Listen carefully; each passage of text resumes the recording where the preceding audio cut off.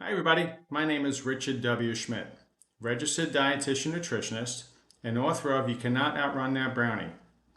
Today's video number 12, the topic is, are organic foods compromising your weight loss efforts? We're going to take a look into what I mean by that. Okay, so first let's say the definition of organic needs to be defined and looked at. So I have two websites I'd like you to go to.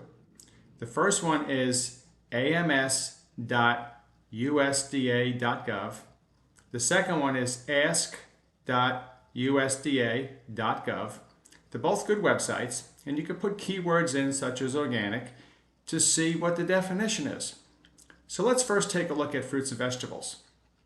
As it relates to the word organic, what that implies is that no synthetic fertilizers or pesticides can be utilized in the manufacturing or growth of that product or applied to that product. So if we're going to go to the supermarket today, let's do some shopping. Let's go to the fruit and vegetable section, okay, as it relates to the word organic. Except we're not going to go to the fruit and vegetable section.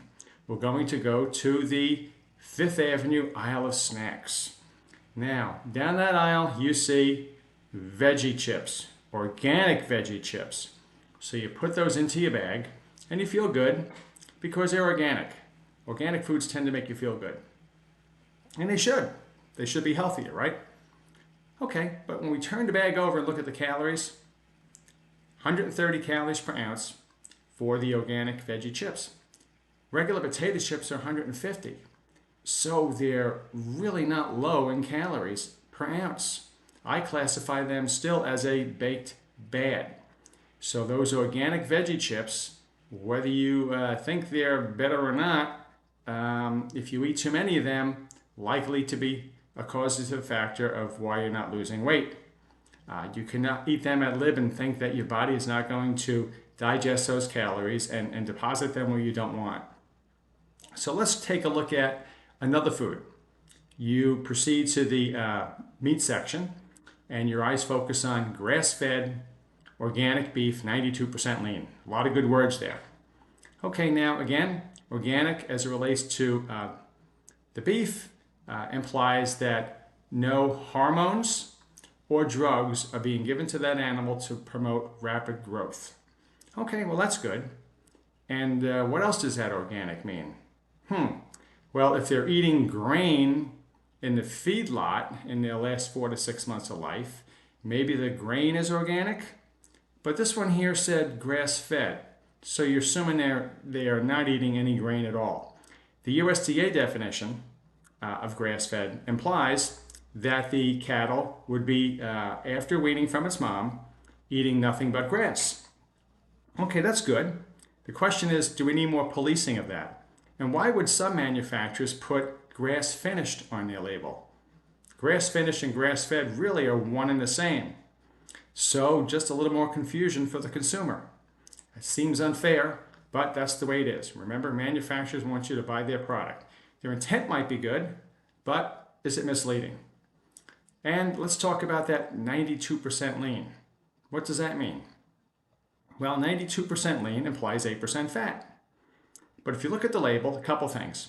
First of all, the calories on the label are before cooking. So let's assume that you're going to cook the hamburger well, and it's only 8% fat. But again, it just said 40 to 50% fat. How could it be 8% lean? Well, the 8% implies by weight of the fat, not by calories. Okay, so that seems unfair to me, but that is something that you need to learn. And the focus of You Cannot Outrun That Brownie is to increase your food information literacy.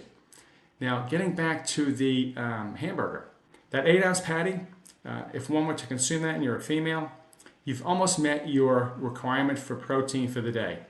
If you're a male, you're about 10 grams of protein shy of what you need is for the day. So are we eating too much protein? Yes, in one of my previous videos we talked about that. We're consuming too much protein.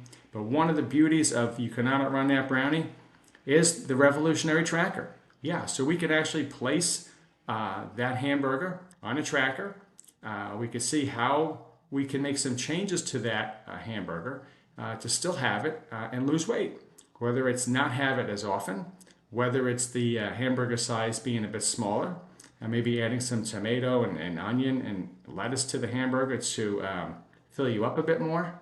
And the same with the veggie chips. It's not that the veggie chips are the reason that you're overweight. It would be if you're eating them and you're not accounting for those calories. So maybe the veggie chips need to be consumed again, less per day, not as often.